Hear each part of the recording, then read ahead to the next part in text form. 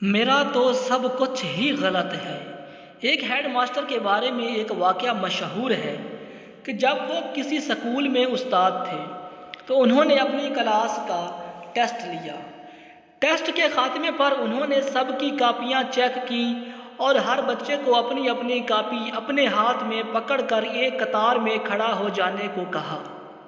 انہوں نے اعلان کیا کہ جس کی جتنی غلطیاں ہوں گی اس کے ہاتھ پر اتنی ہی چھڑیاں ماری جائیں گی۔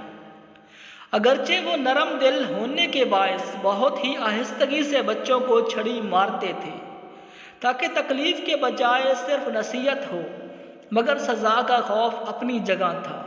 تمام بچے کھڑے ہو گئے۔ ہیڈ ماسٹر صاحب سب بچوں سے ان کی غلطیوں کی تعداد پوچھتے جاتے اور اس کے مطابق ان کے ہاتھوں پر چھڑیاں رسید کرتے جاتے۔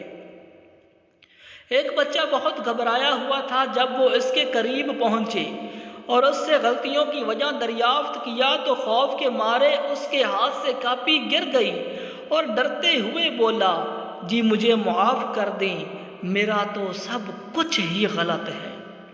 معرفت کی گود میں پلے ہوئے ہیڈ ماسٹر صاحب اس کے اس جملے کی تاب نہ لا سکے اور ان کے حلق سے ایک دل دوز چیخ نکلی۔